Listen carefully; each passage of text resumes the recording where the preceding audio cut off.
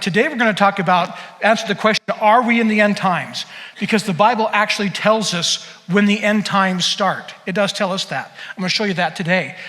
So you'll see that we are in the end times, but how do we know that? And then as we look at future messages, it's going to be, okay, here's some things that are happening in our world that line up with biblical prophecy of things leading up to the return of Jesus Christ. And I think it's really important to talk about this. Number one, it's in the Bible, and if it wasn't important to talk about, I'm pretty sure God wouldn't have put it in the Bible. So that's one reason we'll talk about it.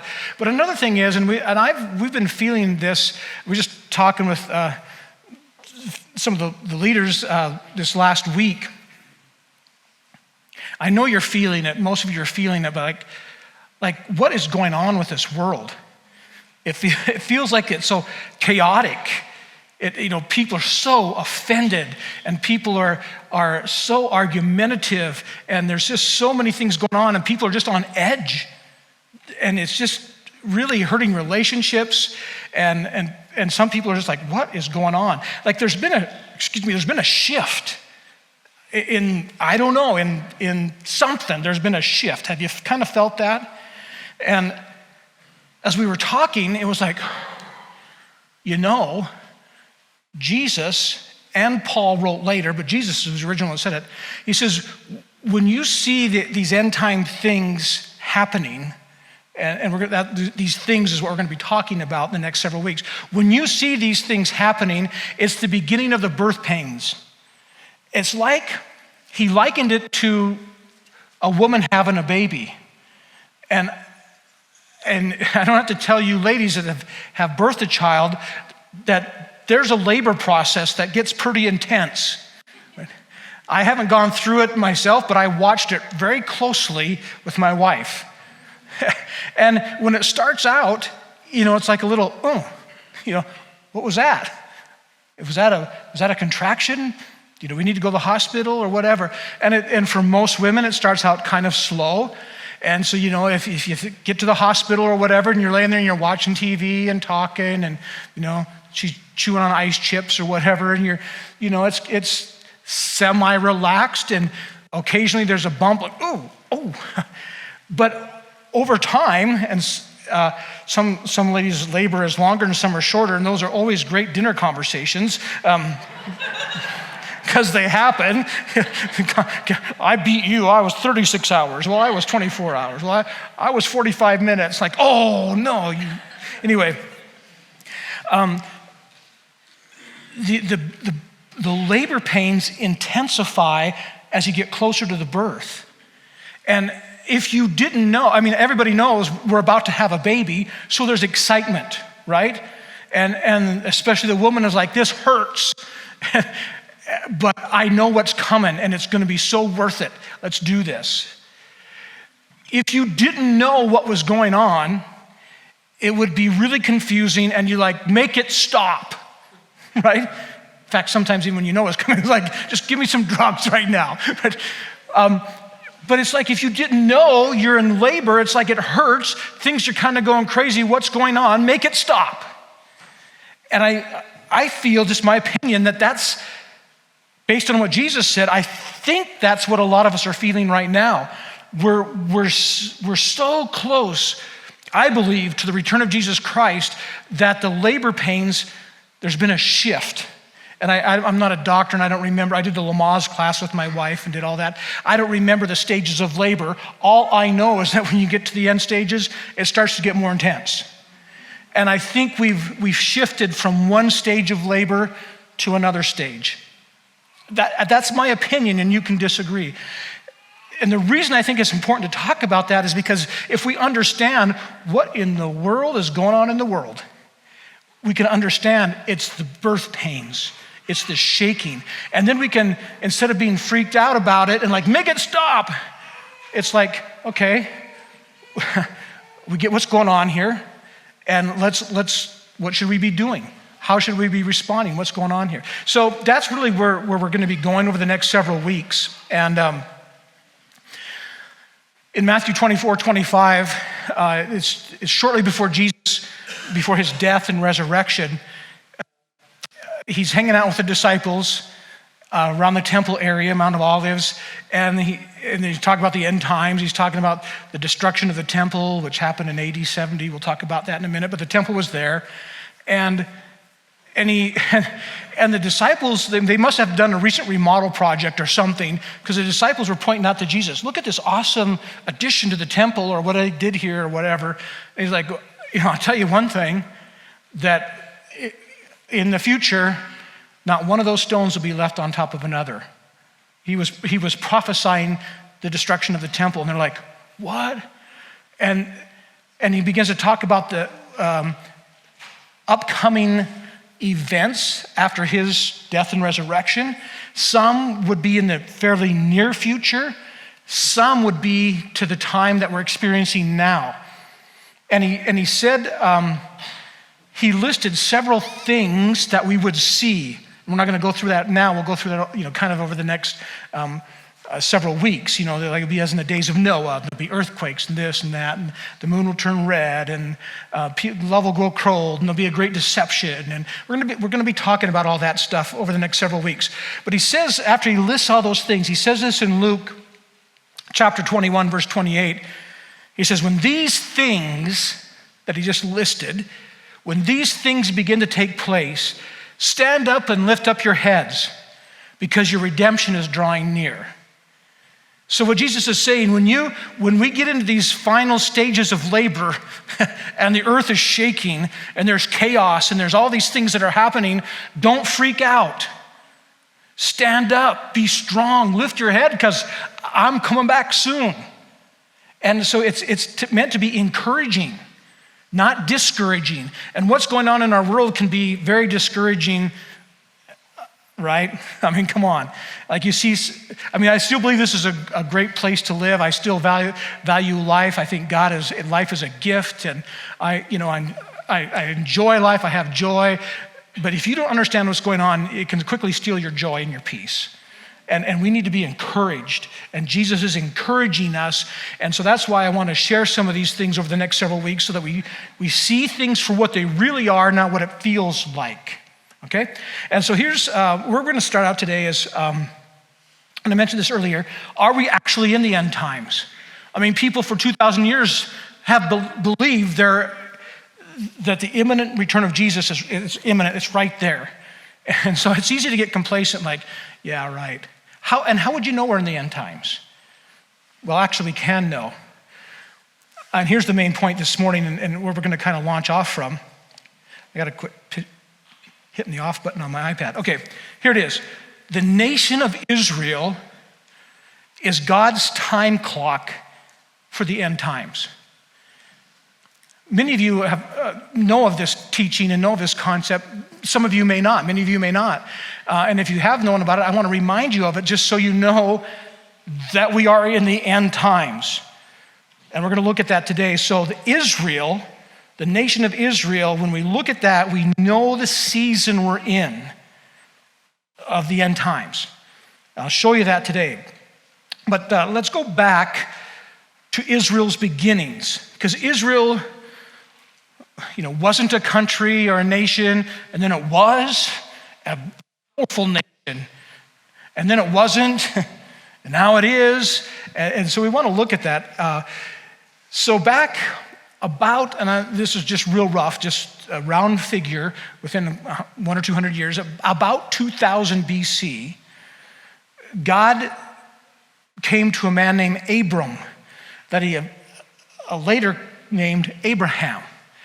And he said this is in Genesis chapter 12, starting in verse 1. The Lord said to Abram, "Go from your country, your people, and your father's household to the land I will show you." He's talking about Israel, which wasn't Israel at that point. It was Canaan. "I will make you into a great nation, and I will bless you. I will make your name great, and you will be a blessing. I will bless those who bless you, and whoever curses you, I will curse. And all the peoples on earth will be blessed through you. What he's basically saying is they'll be blessed through you because the Messiah, the Savior, is going to be born out of your seed, out of your nation, out of this nation that I'm starting with you and your wife. There's going to be a great nation, millions of people, and out of that, the Savior is going to come. That's what all that meant, really. And the Bible says that Israel is the apple of God's eye. And he says, I will bless those who bless you and curse those who curse you. That is why, just so you know, that is why it is so important that we as believers support Israel. I'm not going to go into there, but there are historical accounts of when nations who used to support Israel turned against Israel, and you could see the downfall of the nation, almost like that. Because God's word is true, his promises are true. And conversely, if we bless Israel and we stand with them, we're going to be a blessed nation.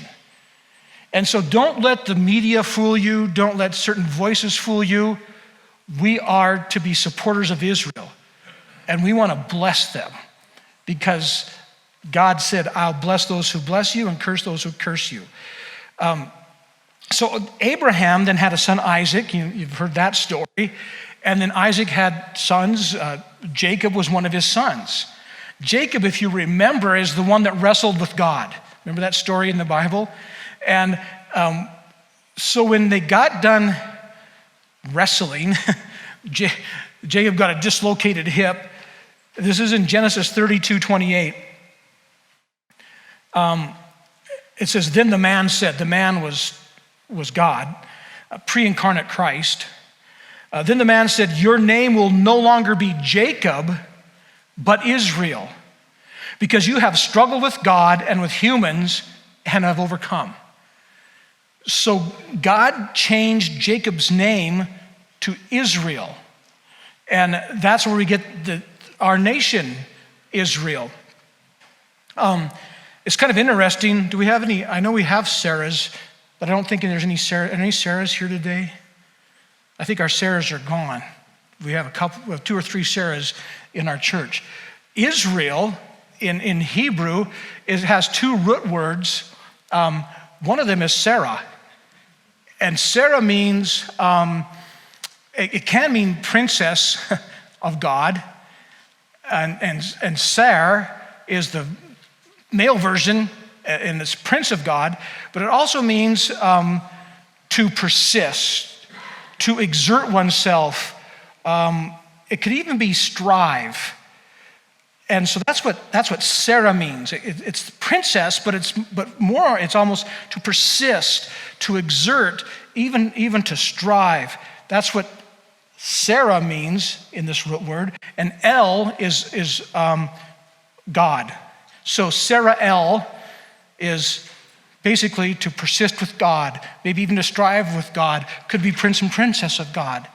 Israel, Sarah El. Kind of interesting, I thought.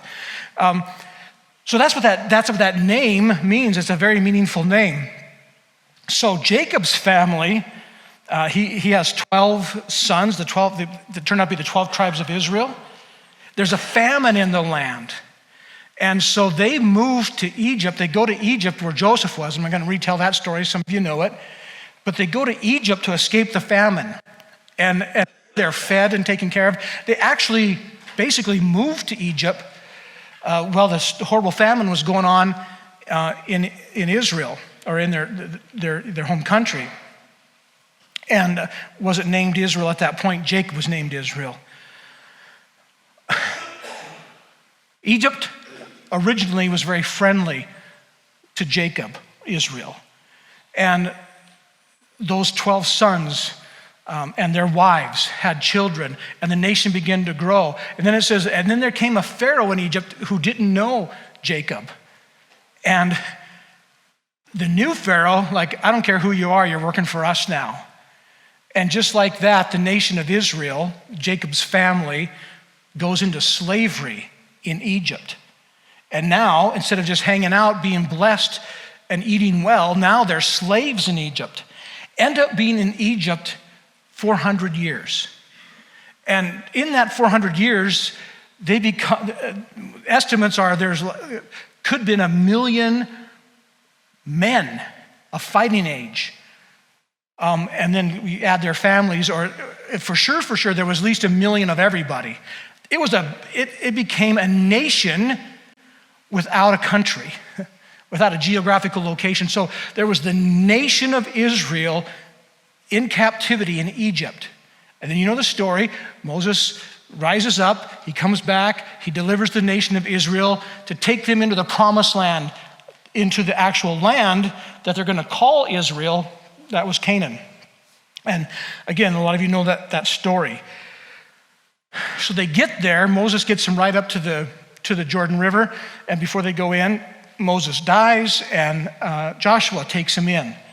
And they take the land, the promised land, the land of milk and honey, and they call it Israel. So for 700 years, they live, they grow, they mostly defeat the enemies there. They thrive.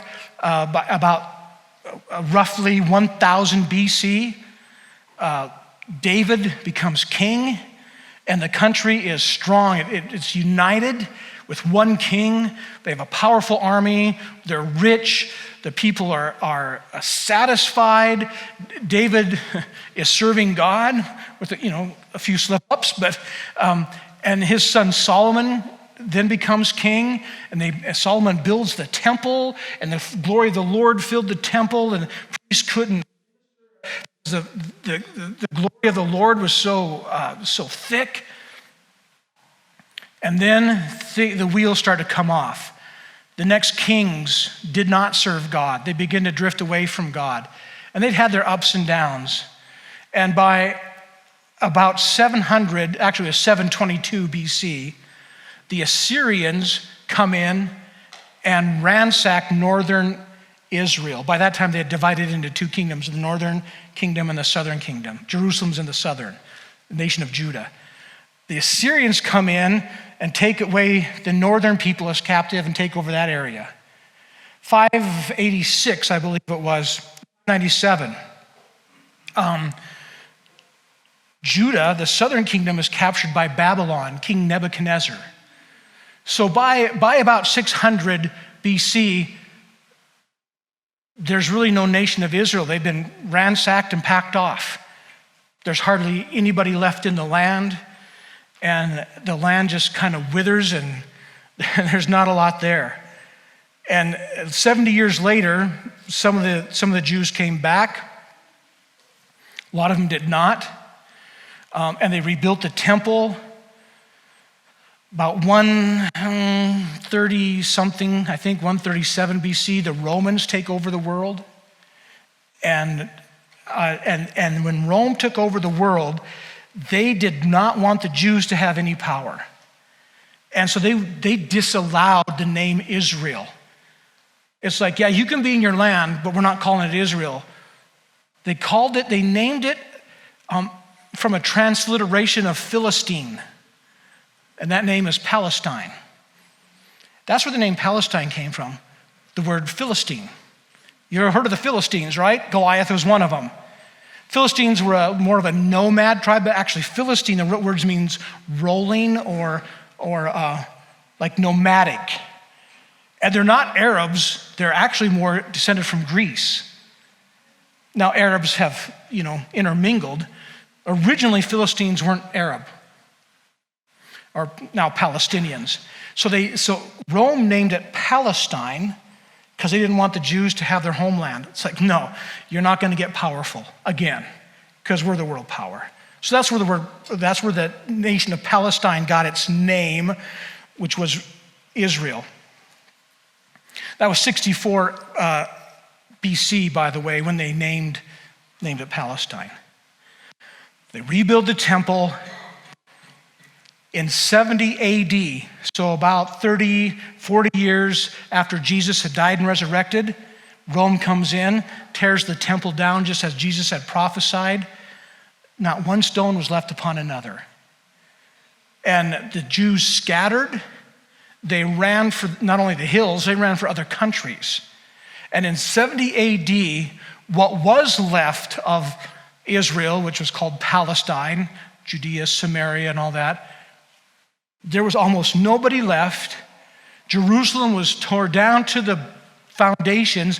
The temple was torn down, and the Jews were scattered amongst the whole world. 70 AD. And it stayed that way for almost 2,000 years. Again, this was all prophesied by Jesus. Let me just read this to you, just so you know I'm not making it up. Matthew 24, starting verse 1. Jesus left the temple and was walking away. So this is like 27 AD. Jesus left the temple, was walking away when his disciples came up to him to call his attention to its buildings. Do you see all these things? He asked. Truly I tell you, not one stone here will be left on another. Everyone will be thrown down. So he prophesied that. But then he prophesied something else that until the last generation seemed pretty cryptic. And now as we look at it, we can understand it. Let me read that to you. Matthew 21, verse 18. Early in the morning, as Jesus was on his way back to the city, he was hungry. Seeing a fig tree by the road, he went up to it, but found nothing on it except leaves. Then he said to it, "May you never bear fruit again." Immediately the tree withered. Do you remember that story? We actually preached about that several weeks ago, maybe a couple months ago. And the disciples were like amazed. It's like there was a fig tree that had leaves on it. It was green, alive. He spoke to it, basically cursed it, and it withered and died. They're like, whoa. And they're like, what does that mean? It was a prophetic event, and we see now to foretell the death of the nation of Israel. Israel was always represented as like the fig tree. Other kinds of trees too, but Jesus, when he talked about the fig tree, it always related to Israel. And so here's this fig tree with leaves, no fruit, which is exactly what Israel was like at the time. Lots of leaves, religion, without the fruit of God. And he, by cursing it and it withering, he's making a prophetic action of like, there's going to be a coming day, not only when the temple will be torn down, but the nation of Israel will wither up and die. For the next 1900 years, there was no nation of Israel and almost no one living in the land. Pastor friend of mine, he was our pastor at Shelby for several years, Fred Brown, has a whole collection of Mark Twain books. And in 1867, Mark Twain made a pilgrimage to the Holy Land. He's like, man, I want to go see the Holy Land. I want to see where all this happened. And so 1867, so it's been, 1,800 years since the land had been desolate, almost no Jews living there. He goes there and he writes about his disappointment of the nothingness. He said, basically, it's like God-forsaken country. He walked the whole length of the country, which isn't that big. It's about like walking from, here to Conrad or something. But, and he's like, there's nothing growing. And there's almost no people. So when the Palestinians say, this was our land and we lived here, it's like, yeah, there was nobody living here. Almost nobody. And the land was desolate. It wasn't producing anything. That was not that long ago, 1867. And it stayed that way for a long time. Emptiness and ruin. But the rebirth of Israel had been prophesied. I'm going to read this to you now. It's a little bit lengthy, but it's so important. And some of you have heard this before, and you're like, what does this really mean? But now, within the context of what we're talking about, I think this will really mean something to you. It's Ezekiel 37. By the way, over the next few weeks, we're going to be in Ezekiel a lot. Ezekiel had a lot of prophecy for our end times. There's a war coming that's before Armageddon. That's not the Armageddon war. It's a war that has not happened yet. It's coming. It's everything's lined up for that war right now. I'm going to talk about that, but Ezekiel talks about it, but not today, all right? Ezekiel 37, starting in verse 1. This is Ezekiel speaking. The hand of the Lord was on me, and he brought me out by the Spirit of the Lord and set me in the middle of a valley. So he's having, whether you call it a vision or whatever, the Lord is showing him stuff. In the middle of a valley, it was full of bones. He led me back and forth among them, and I saw a great many bones on the floor of the valley, bones that were very dry. He asked me, Son of man, can these bones live? I said, Sovereign Lord, you alone know. Then he said to me, prophesy to these bones and say to them, dry bones, hear the word of the Lord. This is what the sovereign Lord says to those bones. I will make breath enter you, and you will come to life. I will attach tendons to you and make flesh come upon you and cover you with skin. I will put breath in you, and you will come to life. Then you will know that I am the Lord. So I prophesied as I was commanded.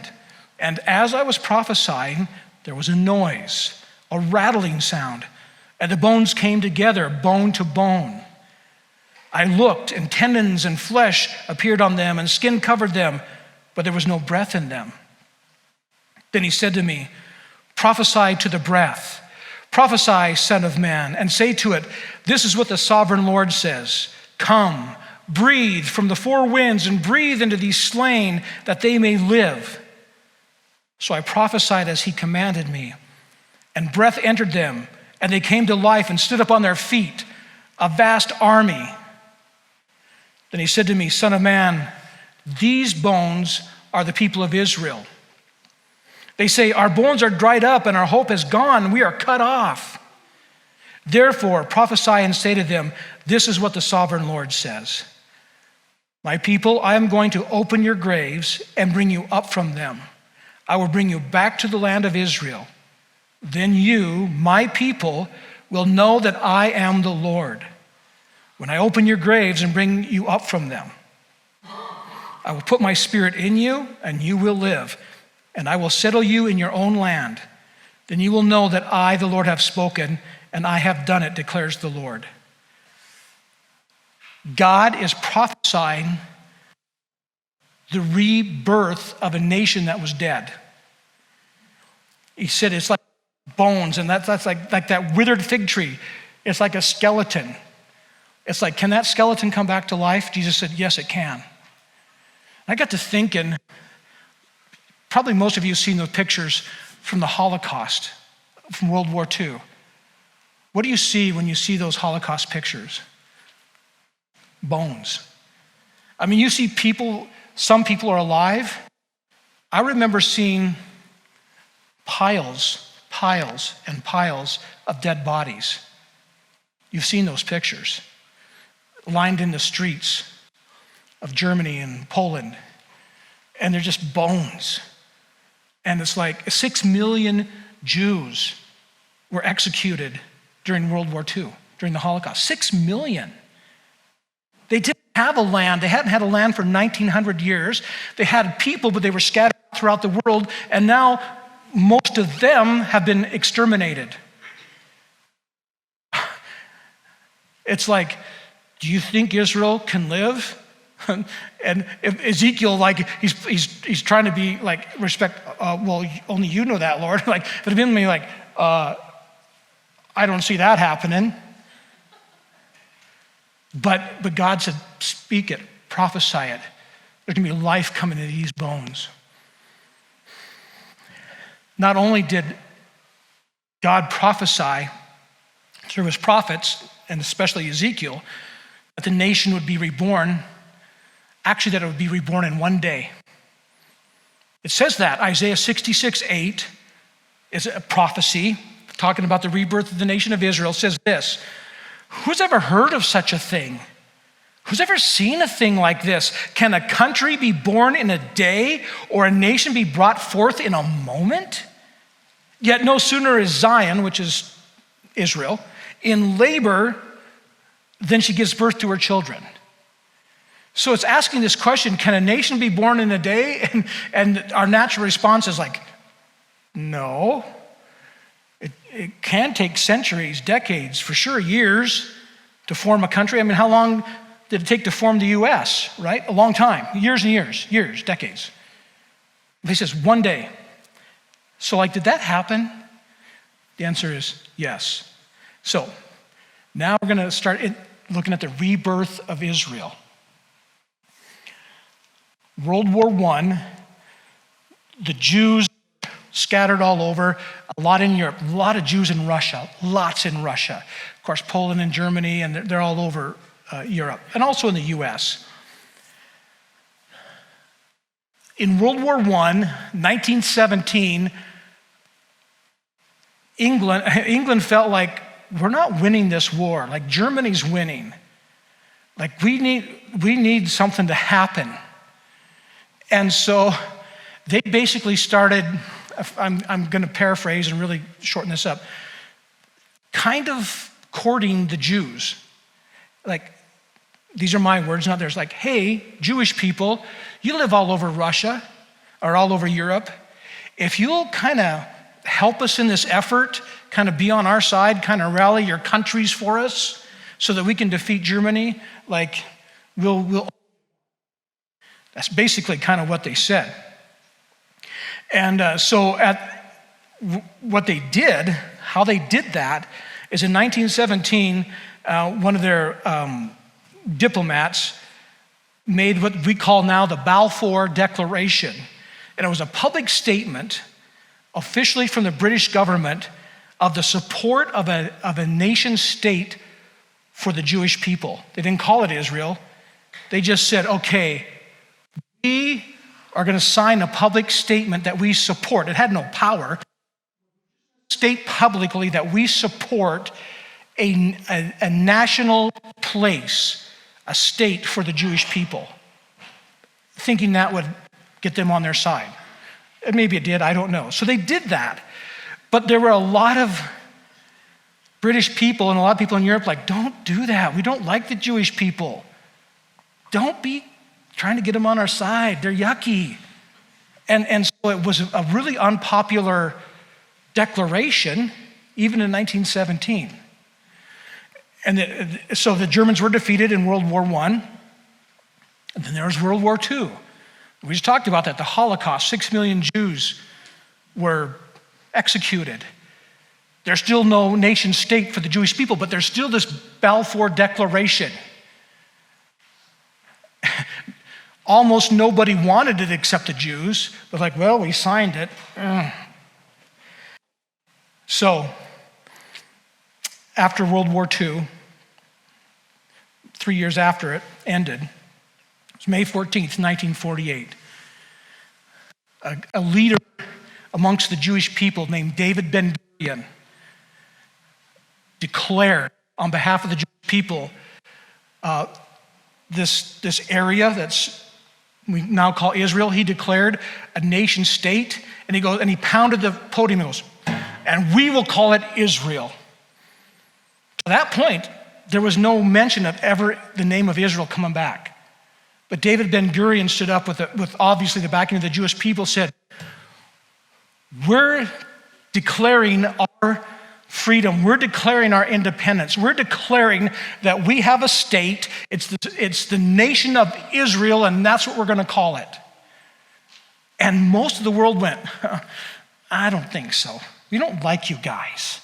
Yeah, I'm real sorry that most of you got killed. We're really sorry about that, but we don't like you guys. That was most of the world, and even many in our government. Leading up to May 1948, 1945, before 1945, president was Franklin Roosevelt. He was not for a Jewish state, not in any way, shape, or form. And most of the people in his government, in his cabinet, were not for it. It's like, no. And you know, if you know your history, Franklin Roosevelt passed away in office. Then who became president? Truman. Good for you, history people. Harry Truman became president. His mom was a strong believer. His mom taught Harry Truman the truths of Genesis 12. Those who bless Israel will be blessed. Those who curse them will be cursed. Harry Truman knew that. And on May 14th, 1948, when David Ben-Gurion proclaimed a state of Israel that would be named Israel, within minutes, I mean minutes, Harry Truman recognizes it as a state. The most powerful nation in the world that everyone was looked to now just recognized the nation of Israel. Had not been a nation for 2,500 years. And now it's a nation. Not only is it a nation, but it's actually called Israel.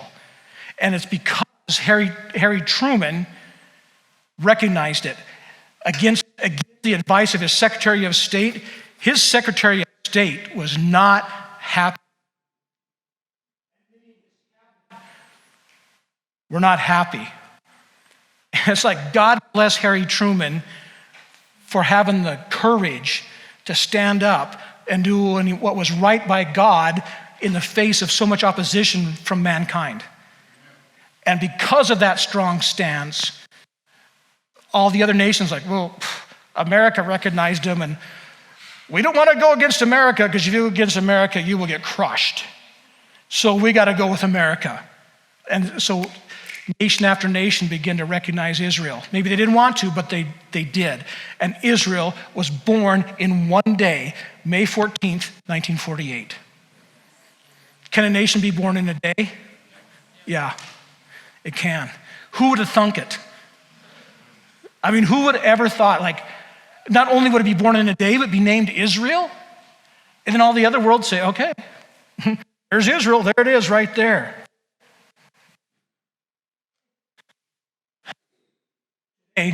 By the way, today, statistically, this is science, real science, not political science.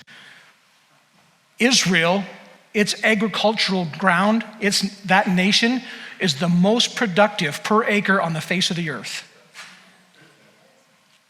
By a long shot. We were there, I think, in 2012 or 2013, and what they've done with irrigation and drip irrigation, they recover like 83% of their sewage water. Their technology is just decades ahead of anybody else's. Their agriculture is years ahead. They are a blessed nation. When Mark Twain walked through it a little over 100 years ago, he said, there's nothing here. It's God-forsaken, desolate. Nothing can survive here. Now it's the most productive spot on the face of the earth. If that isn't God, I don't know what is. Do you see where the nation of Israel is just a miracle of God, but it's been the promise of God all the way through? Do you see that? Because man didn't make this happen. Man couldn't have made this happen. It was a total God thing. Yes, it took obedient men like Harry Truman for it to happen, but it happened. And it happened just like the Bible said. And when Ezekiel prophesied to blow breath and they come back and they're healthy, it's like, yeah, Israel is actually one of the strongest nations in the world. And per capita, it's probably way stronger than any other nation per capita, and the most productive. It's just amazing. So, how does that tell us that we're in the end times? All right. Now, we got to go, okay, we've been back, and then we've been forward to 1948. Now we're going back to AD 27. Jesus speaking to his disciples. Matthew 24, verse 32. Now learn a lesson from the fig tree. Remember the fig tree? What did he do to the fig tree? Had leaves, he cursed it, it withered and died. Right? He said, remember the fig tree? When its branches bud and its leaves begin to sprout, you know that summer is near. In the same way, when you see all these things, all the things he'd been talking about that we're going to be talking about the next several weeks, you know his return is very near, right at the door. Tell you, this generation will not pass from the scene until all these things take place. So how do we know we're in the end times? Because Jesus told us. He said, when you see the fig tree nation, the nation of Israel that had withered and died, and it was down for the count and it was out of existence with seemingly no hope or no chance of becoming a strong nation again, or even a weak nation, or even a bad nation. When you see it become a nation, my return is right at the door. Isn't that what this says? That's what this says. And he says the generation that sees that happen, the generation that sees Israel become a nation will not pass until they see all these other things happen. So, how long is a generation? Because some people would say, well, generation's 20 years because you're about 20, maybe start having kids, and so you have several generations. And some people say, well, it's 40 because I don't know, whatever. But actually, the Bible tells us how long a generation is. It's in one place, Psalm 90, verse 10. Actually, this is a psalm written by Moses. David didn't write them all. Moses wrote Psalm 90. He says, as for the days of our life, it's not a soap opera. As for the days of our life, they contain 70 years, or if due to strength, 80 years. That's generation. And when you look back in Matthew and Genesis, when they're listing generations, like he begat this and begat that, they considered a generation a lifetime. That was a generation. And so your lifetime is 70, 80 years, give or take. That's a generation. I am not, and nor should you set a date for Christ's return and rapture, and we'll talk about all that later. However, Jesus says you can know the season. You can't know the day or the hour, but you know the season. We don't know what day Jesus is coming, but we know it's close. Because Jesus told us, when we see these things, those people who saw that happen in 1948, 70, 80 years, well, 70 years would have been 2018. 80 years will be 2028. Again, I almost want to say that Jesus is going to come before 2028. I'm not saying that, but I almost want to, but I'm not going to. All I know is we're in that season. Close. So what do we do now?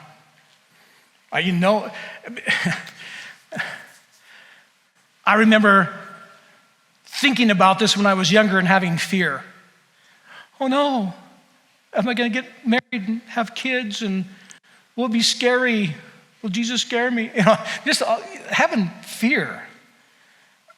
And it's because I didn't fully trust Jesus. Like if you trust Jesus with your eternal life, you trust him with your eternal life. And he'll take care of you. And he's got your best interest in mind. And I don't know totally what eternity looks like. The Bible tells us a lot about it. But there's more that we don't know than we do know. All I know is it's going to be awesome. And I trust Jesus. And I'm going to love it. And you're going to love it too. And if we just trust him and look at that, lift your head up. Here's what he says. I want to read this again. Luke 21, verse 28. When these things begin to take place, stand up, lift your heads, because your redemption is drawing near. If you have fear, the Lord wants to take that away. He says, perfect love drives out fear.